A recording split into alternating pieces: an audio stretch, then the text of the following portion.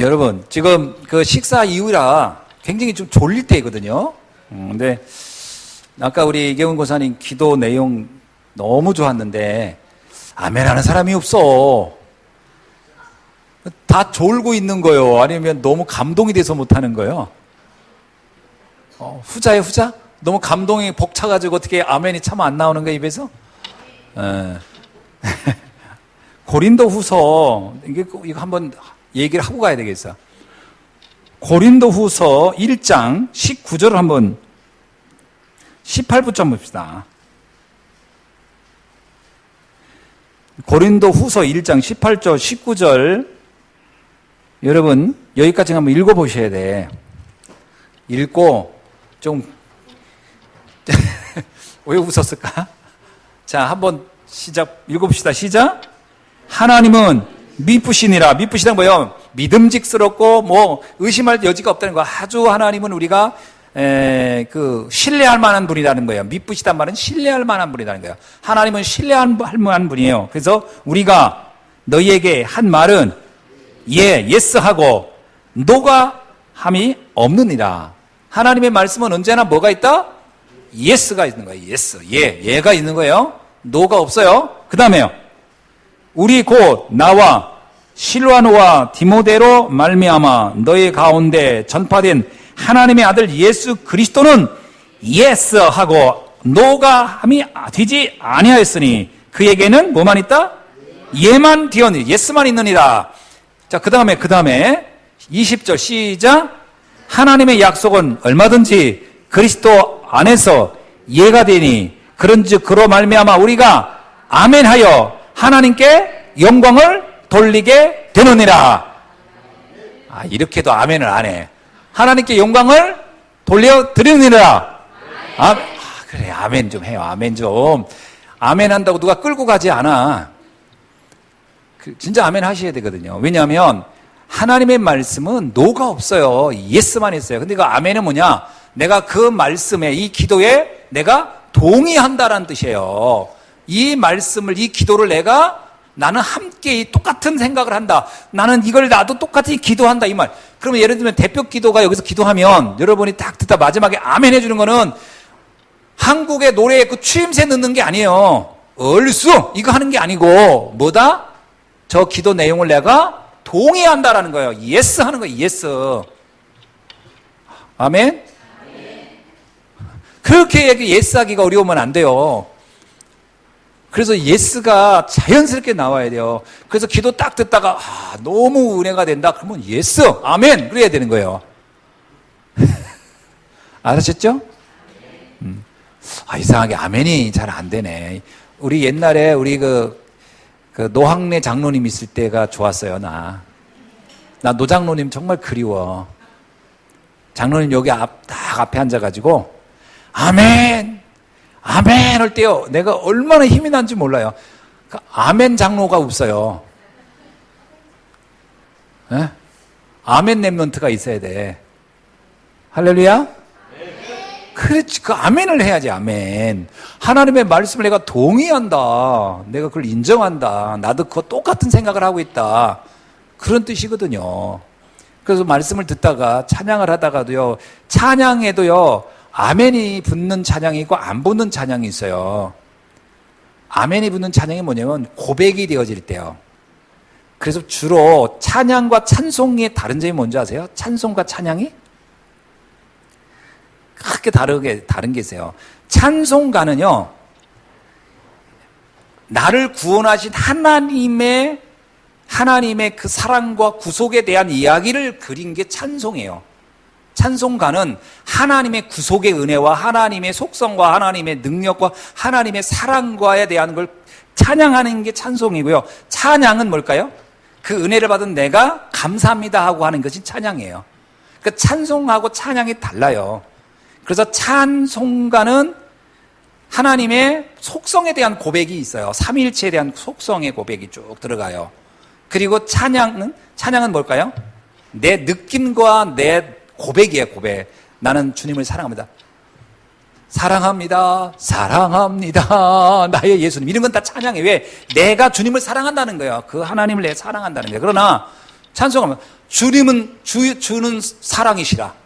주님은 만민을 통치하시고 다스리시다. 이렇게 하는 것은 찬송가 개념입니다. 찬송가는 하나님의 속성에 대한 고백이에요. 이렇게 이런 분이시다는 거, 이런 분이시다, 이런 분이시다. 그래서 찬송가의 뒤에는 꼭 뭐가 붙여요? 아멘이 붙는 거예요. 그분의 신학, 그분의 속성에 대한 고백을 쭉 한 거기 때문에 그 하나님을 나는 인정한다라는 거예요. 근데 찬양가는 아멘이 거의 안 붙어요. 찬양은 왜 안 붙을까요? 그 사람의 고백이니까, 저 사람의 고백이니까. 그 찬송, 그래서 찬송하고 찬양하는 것 중에 잘 들어보세요. 찬송가는 들으면 들어도 질리지가 않아요. 왠지요? 하나님의 속성에 관한 이야기이기 때문에. 근데 찬양은 어때요? 유행이 있어요. 찬양은 유행이 있어요. 그래서 찬양을 오래 이렇게 똑같은 찬양 좋아가지고 부르지만 한 1년 불러보세요. 부르기 싫어요. 희한하게 찬양은 유행을 따릅니다. 옛날에 좋았던 찬양 지금 잘 안 부르는 이유가 그거예요.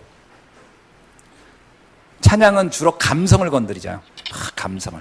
찬송은요, 하나님의 속성에 대한 고백이기 때문에 그는 첫날 만날 불러도 질리지가 않는 거예요. 이해돼요? 좀 이게 찬송가하고 찬양을 그냥 어떤 때는 찬송했다, 어떤 때는 찬양했다 이렇게 하는 것보다 하는 게 아니고 이 뭐라고 해야 되나, 구분이 돼 있어요. 구분돼 있습니다. 그래서 모든 찬양이 좋다고 해서 찬송가로 넣지 않아요.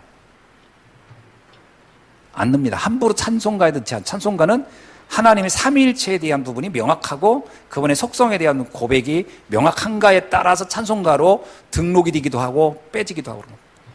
그러니까 우리가 뭐 옛날에 뭐 그런 거 있잖아요. 찬송가 중에, 찬양가 중에 그런 거 있잖아요. 뭐지? 나는 어느 날 뭐 이렇게 이런 거 있잖아요. 내 느낌을 얘기하는 찬양. 그 찬송가가 될 수가 없어요.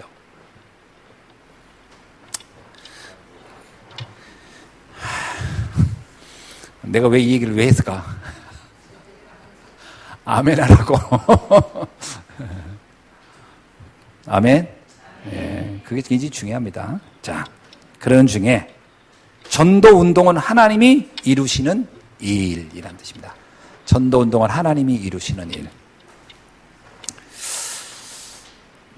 세 가지를 기억합시다. 하나는 절대 응답과 절대 주권과 절대 현장. 이 세 가지 단어를 꼭 기억하세요. 자, 절대 응답, 절대 주권, 절대 현장. 자, 절대 응답이 뭐냐? 우리가 응답을 받았다 안 받았다 기준이 뭐죠? 뭐가 응답이고 뭐가 응답이 아니죠? 내가 하나님의 자녀가 되었다는 그 자체가 응답 중에 응답이에요. 그게 절대 응답이에요. 지금 내가 구원받은 것을 누리고 있는 그 자체가 절대 응답. 그래서 영적 상태에 관한 얘기입니다. 사람은 그 사람 상태가 중요해요. 어떤 사람이 일을 엄청 잘할 수 있어요. 근데 그 사람 상태가 내가 일 이렇게 하다가 이 회사 떠나야지. 그 사람은 좀 위험한 사람이에요. 그죠?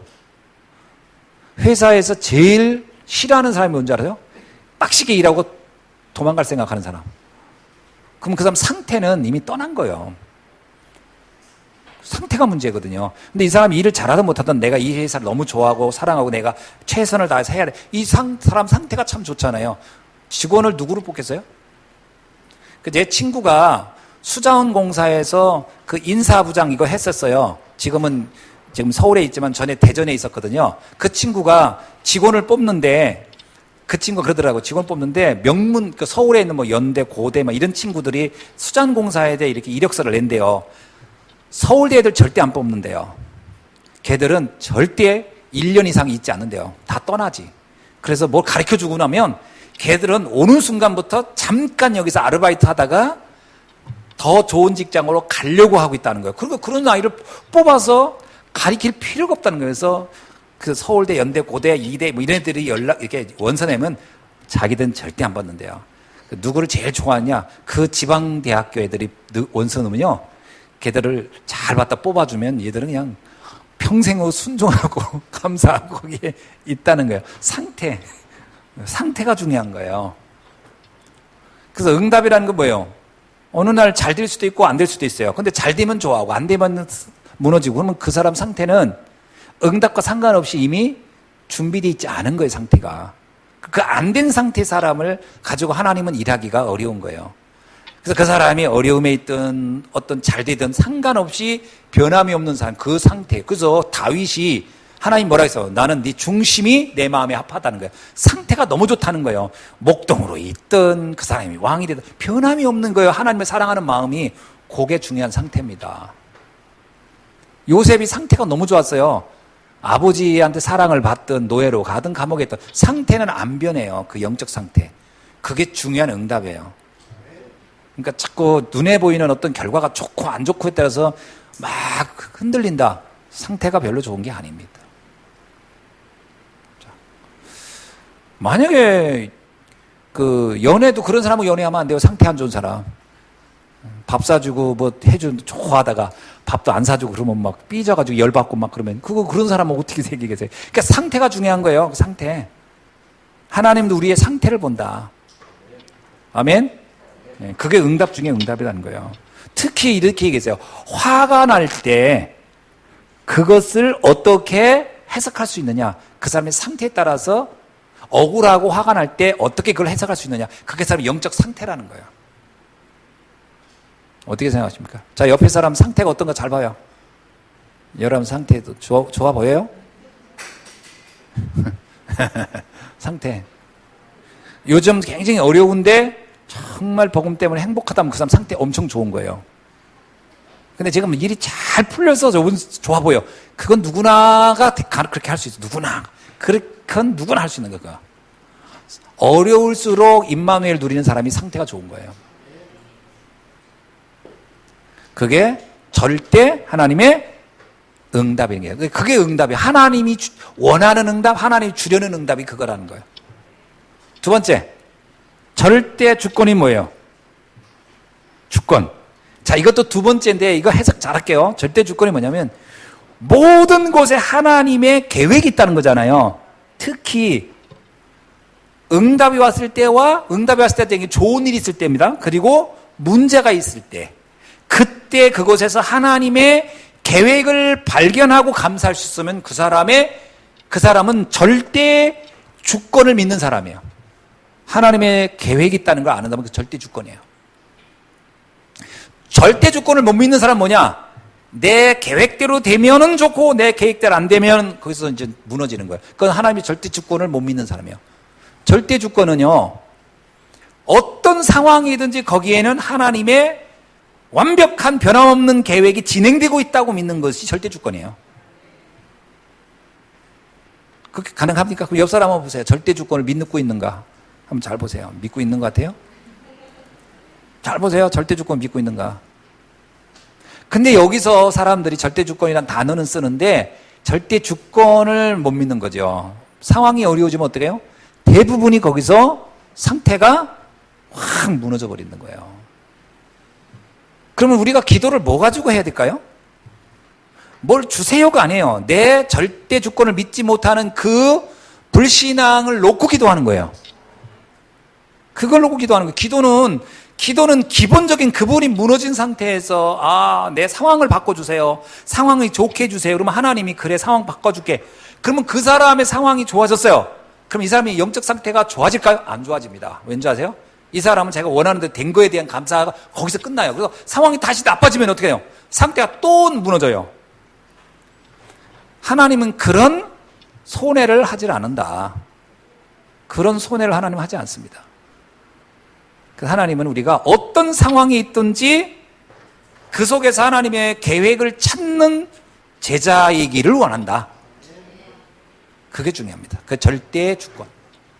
주권을 믿어야 돼요. 절대 주권. 목사님 요즘 전 너무 되는 일이 없고 경제도 어렵고 절대 주권을 믿어보세요. 필요해서 하나님이 내가 필요해서 그 상황을 줬다고 믿어야 돼요. 잘 보세요. 진짜 필요했을까? 맞습니다. 내가 그걸 이겨내지 못하고 있다면 그것을 이겨내지 못하는 상태를 빨리 발견하고 이겨내라고 그 상황을 준 거예요. 왜 그 상황을 안 주면, 예를 들면 테스트가 뭐죠? 내가 공부를 얼만큼 잘하고 있는지 못하는지를 확인하는 게 테스트잖아요. 하나님은 내가 시험에 대해서 무너지기를 원하는 게 아니라 내가 테스트를 통해서 넘어서기를 원해요. 그래서 뭐요? 그 연단하여 내가 정금같이 강하게 되어 나오기를 원한다. 내가 강하게 되게 나기를 원하는 거지 거기서 무너지기를 원하는 건 아니란 말이에요. 그래서 나를 하나님이 단련하고 있는 현장이구나. 여러분 그거 아세요? 이란인가? 거기서 나오는 칼인데 그 칼 이름이 무슨 칼이 그 칼 갑자기 이름이 안 나는데 근데 그 칼은 지금까진 그 칼을 모방을 못 한대요. 우리 현재 과학으로도 모방을 못한 이유가 세 가지예요. 하나는 뭐냐? 거기에 섞인 그 성분을 정확히 모른대요. 두 번째, 그 온도, 얼마의 온도로 이거를 칼을 만들었는지를 잘 모르겠대요. 그 온도의 몇 도 차이 따라서 칼 강도가 다르고. 세 번째, 이걸 몇 번 넣었다 뺐다 했는지를 모른대요. 그거를 기록에 남아있질 않아서.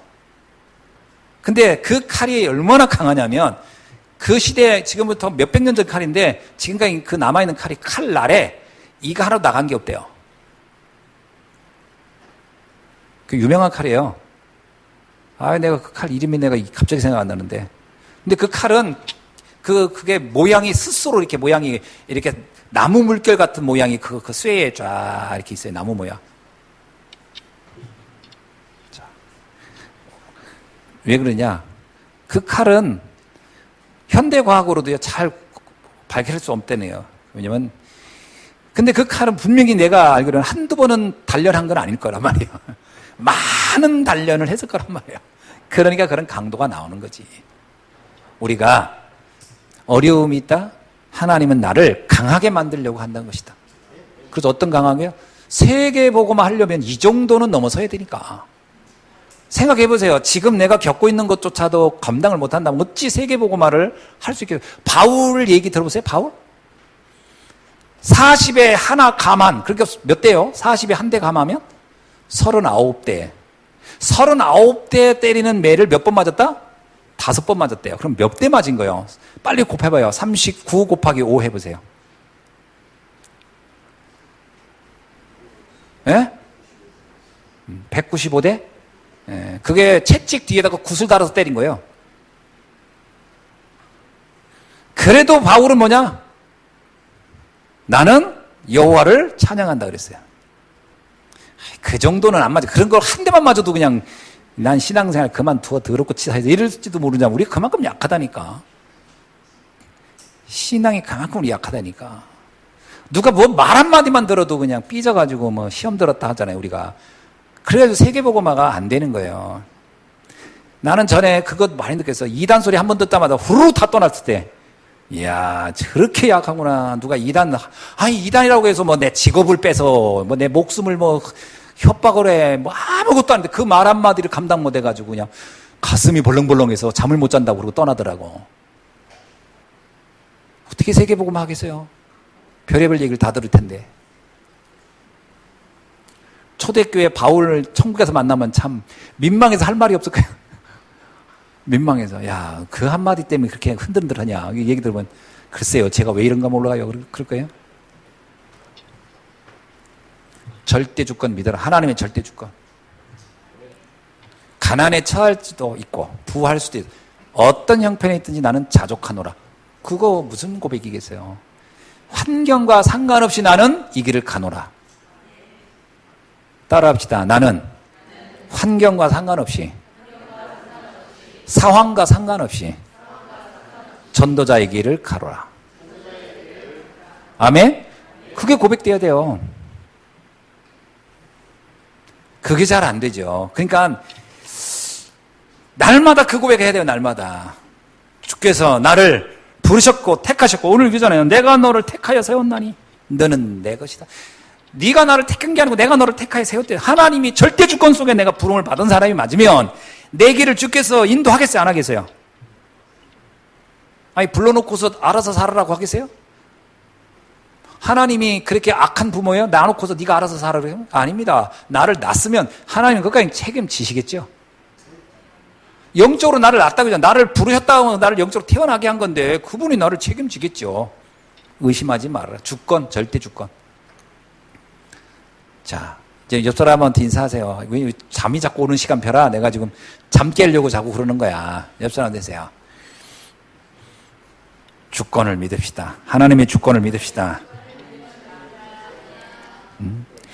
문제 속에는 굉장한 미래가 있습니다. 시작. 한마디 더 해. 당신의 문제는 위대한 축복입니다. 믿으셔야 돼요. 아멘. 네. 자꾸 큰 소리를 해야 그 잠도 싹 사라져. 근데 그 큰 소리 안 하잖아요. 그러면서 하면서 존다?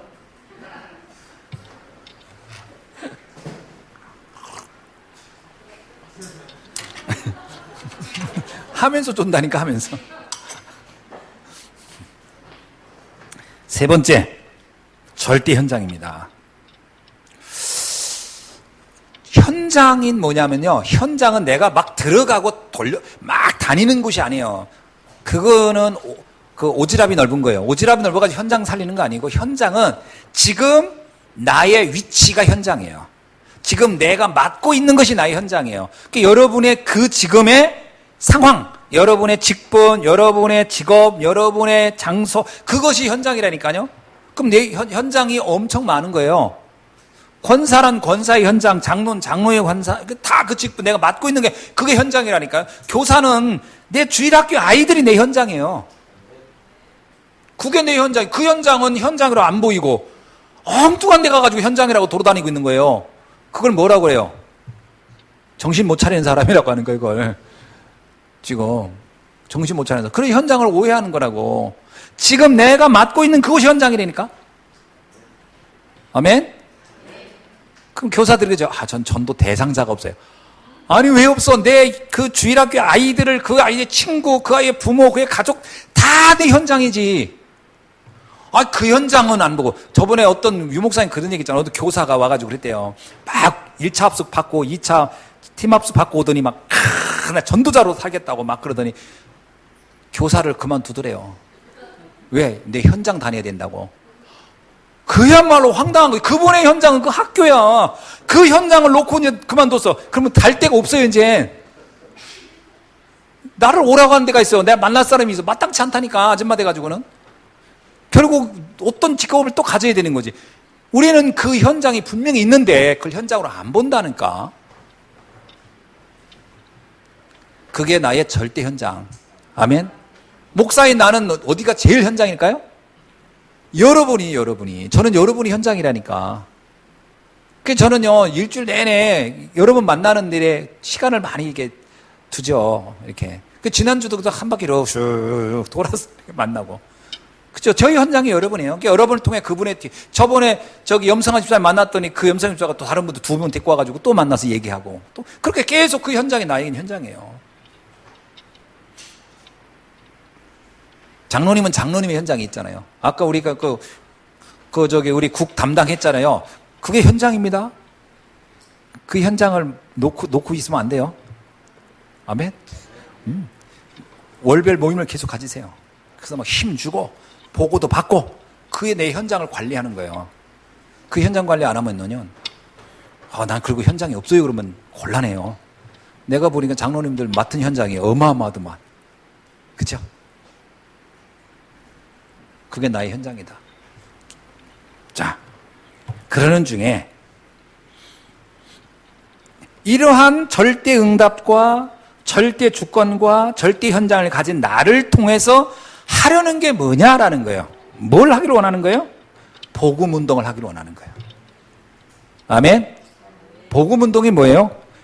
이 시대요, 노예 시대, 전쟁 시대, 포로 시대, 속국 시대, 멸망 시대를 바꾸기를 원하는 거예요. 이거 바꾸는 운동 하는 거. 우리가 복음 외에는 이걸 바꿀 수 있는 게 아무것도 없습니다. 그리고 이 모든 시대 속에 하나님은 우리가 이것을 바꾸는 사역을 감당하기를 원해요. 아까도 우리 그 렘넌트들하고 쭉 얘기를 했는데, 그렇게 복음에는 흐름, 구속사의 흐름이 있다.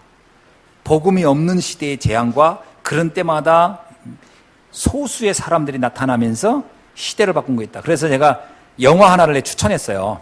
중세시대에, 복음 없는 중세시대에 얼마나 사람들을 억압했는지를 아주 잘 만든 영화예요. 근데 그거는 그 고증, 역사적 고증을 굉장히 많이 해가지고 만든 영화예요. 그 유명한 영화인데, 고야의 망령이라는 영화예요. 고야의 망령.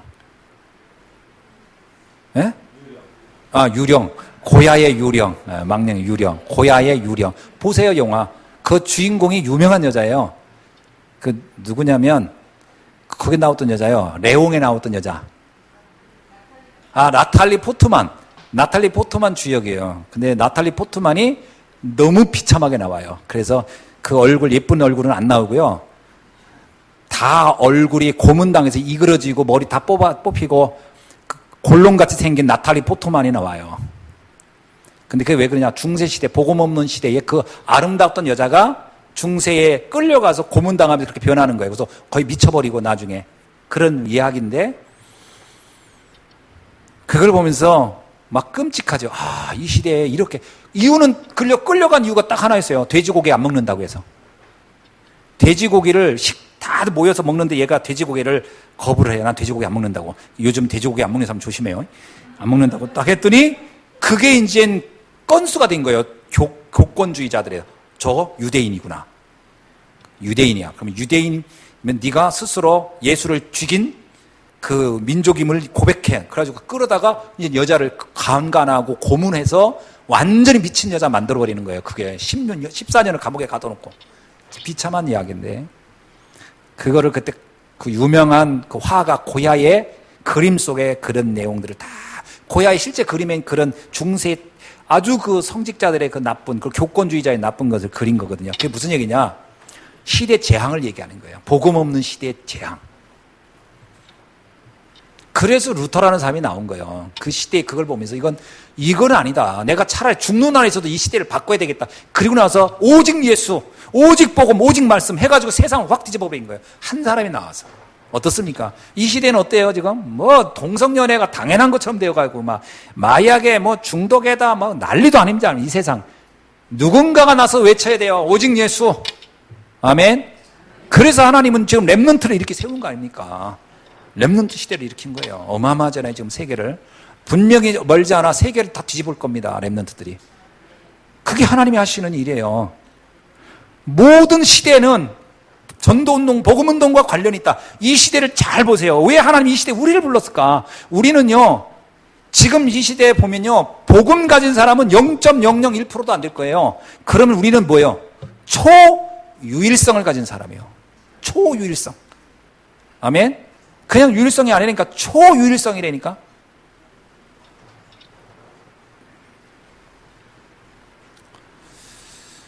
엄청난 시대입니다. 이게 하나님이 우리를 부른 거예요. 그러니까 이게 막 전율이 일어나야 돼요. 이런 시대에 내가 복음 가졌구나. 그러니까 일반 복음 없는 사람들이 힘들다 어렵다 이런 얘기 들으면요, 그게 진짜 우스워 보여야 돼. 지금 저런 거 말할 때냐 말이야. 저런 거 말할 때냐? 그거 아닙니다, 지금 우리가. 루터가 그 시대에 그런 상황을 봤을 때, 내가 요즘 결혼할까 말까, 여자는 왜 나를 사랑 안 하느냐. 이런 고민을 한다면 그 루터는 그 시대를 바꿀 수 있는 사람이 아닌 거예요. 루터는 그 관심도 없었어요, 그런 거. 내가 출세하냐 마냐, 어느 직업을 가지냐, 어느 학교를 관심이 거기 있는 게 아니라 시대 재앙을 보면서 이걸 어떻게 바꿀 건가 생각했잖아요. 지금의 렘넌트들의 눈은 그렇게 가 있어야 돼요. 내가 돈을 몇 번에 버냐 안 버냐, 직업을 뭘 갖냐, 이거는 너무 유치한 수준인 거예요. 시대를 놓고 내가 어떤 응답을 받을 것인가. 이거는 하나님이 하시는 일이라니까. 초유일성을 가졌다, 여러분. 초유일성. 생각해 보세요. 거의 그냥 전무후무한 응답이에요. 그래서 유 목사님 그 말도 많이 쓰잖아요. 21세기 주역. 렘넌트를 뭐라고요? 21세기 주역. 시대에 살릴 주역들, 렘넌트. 그게 그냥 듣기 좋으라고 한 얘기 아니지. 진짜니까. 진짜니까 그렇게 얘기하는 거예요, 여러분. 그게 진짜 여러분이 받을 응답이라니까. 여러분 때문에 시대 재앙을 다 몰아낼 것입니다. 믿어야 돼요.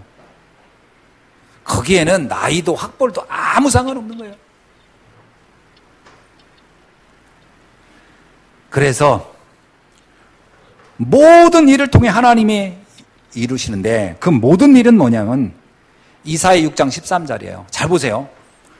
제가 아까도 얘기했어요. 렘넌트라는 단어 있잖아요. 렘넌트라는 단어. 자, 남은 자, 나그네, 흩어진 자, 누명 쓰는 자, 핍박하는 자. 이 말의 뜻이 뭐예요? 한마디로 말하면 뭐예요? 잘 들어요.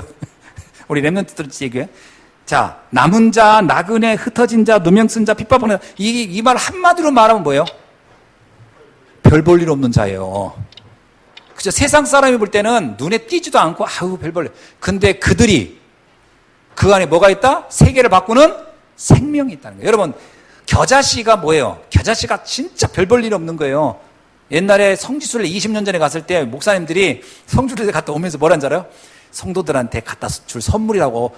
그랬더니 어디 가서 뭐 요만한 걸 사가지고 오더라고. 그랬더니 겨자씨를 싸가지고 봉지에다가 막 넣는 거예요. 야, 내가 해도 너무하더라. 그걸 선물이라고 봉지에 요만한 좁쌀만한 거 하나씩 넣어가지고 그거를 이제 성경에 나오는 겨자씨는 이거 선물한다고 주는. 거기에다 이렇게 담다가 재치게 되면 다 날아갔어. 그게 겨자씨라는 말의 뜻이 뭐예요? 정말 별 볼 일 없는 거예요. 세상 사람이 보기엔 별 볼이 없는 건데 그 안에 뭐가 있다? 세계를 살리는 생명이 있다는 거예요. 그리고 우리 렘넌트들이요, 이렇게 보세요. 다 이렇게 보면 천안스럽잖아요. 다 천안스럽고 성정동스럽잖아요. 이렇게 다 비슷하고. 그렇잖아요. 여러분들이 어디 뭐 강남에 그 압구정동 스타일은 아니잖아. 다 이렇게. 그러나 사람들 이렇게 볼지 몰라요. 세상 사람들 불신자 그 눈으로 보니까. 그러나 하나님이 볼 땐 여러분 뭐예요? 21세기의 주역인 겁니다. 세계 살릴 사람들이고요. 이 시대 재앙을 막아낼 사람들이고. 그게 엄청난 겁니다. 0.001%의 복음을 가진 여러분 초유일성을 가진 사람들이다. 그래서 그 모든 일을 통해서 하나님은 역사하는데 그 모든 일이 뭐예요? 나에게 주어진 지금의 상황들. 아무 상관없이 하나님 그 상황을 가지고 세상을 바꿀 것이다. 자, 옆 사람한테 인사하세요. 아유, 또 좋은 사람 있어서 얘기할게요. 지금 당신의 이 모습으로 세계를 바꿀 수 있습니다. 시작. 아, 이거 믿어져요? 아, 그러면 그 얘기 딱 듣는 순간요, 막 가슴이 뛰고 가슴은 감격스럽고 아멘 이 소리가 나와야 돼. 아멘. 근데 그 얘기하면 속을 보는 자라 에휴 되겠나 내가. 보통 심각한 게 아니에요. 이거 영적 문제라고 그래. 그게 생명이 있는데 생명이 안 자랄 거라고 생각하는 건 영적 문제예요. 누룩 얘기하죠. 누룩. 예수님이 하나님 나라는 누룩과 같다. 하나님 나라는 겨자씨와 같다. 근데 바로 여러분이 그 하나님 나라를 이루는 그 누룩이요 겨자씨라니까요. 자, 세 번째. 모든 사람을 통하여 하나님은 이루신다는 거예요. 그 모든 사람이 뭐예요? 여기 있는 여러분 같은 저. 진짜 우리는 보잘것 없잖아요. 아무것도 뭐 어디 내보일 게 뭐가 있습니다. 세상 사람들이 말할 때. 조국 장관? 전 장관이 조국 씨. 아니, 그 사람 옆에 있으면 나는 오징어요. 세상으로 말하면. 뭐 내가 키가 그 사람만 해. 학벌이 그 사람만 해. 말빨이 내가 그만해. 난 그렇게 쓰지도 못하겠더라고. 그런 말. 그건 세상이 보는 눈이고, 하나님은 우리를 통해서도 세상을 바꾸신다. 잘 들으세요. 모든 사람을 통하여, 그 모든 사람은 뭐요? 안진뱅이를 하나님이 바꿔서 예루살렘을 뒤집었어요. 그죠? 사마리아를 빌립이 통하여 바꿨습니다. 에디오피아 내시를 통하여 바꾸셨어요. 오네시모 같은 사람을 통하여 세상을 바꾸셨어요. 어떤 사람이냐 하는 건 중요하지 않아요. 그 사람이 복음 안에 생명이 있다면 그는 세상을 바꾸는 데 충분한 조건을 가진다. 아멘. 모든 사람을 통하여. 그러면 여러분 잘 생각해보세요. 지금 우리 교회에 와서 지금 말씀 듣고 있는 렘넌트들이 얼마나 소중한 사람들인가. 그렇게 보여요? 제발 그 성적순으로 판단하던지 그 능력순으로 보고 한 것은 불신자의 눈인 거예요. 그게 이새의 아버지가 다윗을 그렇게 잘못 보고서 그 사무엘한테 소개 안 했던 거예요. 겉보고 양이나 치고 있는 제가 뭐 되겠어? 아닙니다. 하나님은 그 다윗이 가장 필요했던 사람이에요. 오늘 여기 있는 여러분이 하나님 보시기엔 가장 필요한 사람이다. 말씀을 맺습니다. 자, 지금부터 하나님은 아무도 막지 못할, 아무도 가지 못하는, 아무도 할 수 없는 현장을 들어가서 변화시킬 절대 미래를 맡기신 사람들이다. 꼭 믿으시기 바랍니다. 노바디에 노바디. 상관없는 거예요. 예? No problem. 아무것도 문제 안 돼요. 그 현장을 여러분은 바꿀 것이다. 그 지금부터 언약 잡고 기도하면서 24 속에 들어갈 때 하나님은 25 영혼 속으로 우리를 인도하시고 237 나라 바꾸는 축복을 허락할 줄로 믿습니다. 제가 이번에 이 현수막 이거를 이렇게 한번 이걸 불러줬어요. 그랬더니 어떤 아가씨가 전화가 와서 나한테 그 아가씨 현수막 아가씨가 목사님 저 숫자가 뭐예요? 그러더라고. 그래서 내가 저 숫자가 뭐예요? 그러더라고요. 그래서 왜요? 그랬더니 숫자가 저렇게 숫자 쓰는 건 처음 봤어요. 그러면서 저런 숫자를 자기는 처음 보다. 그러면서 교회 현수막인 것 같은데 이게 무슨 숫자냐. 그래서 내가 성경 구절이에요. 그랬더니 그분이 막 웃더니 그러면 영영은 뭐예요? 그러더라고. 저 영영도 저런 숫자가 있냐고 영영. 그래서 저거 영혼이라고 써했더니 그분이 막 웃는 거야. 했더니 근데 그걸 누가 알겠어요? 그러더라고요. 우리 성도님들 다 알아요. 그랬더니 아 그렇구나.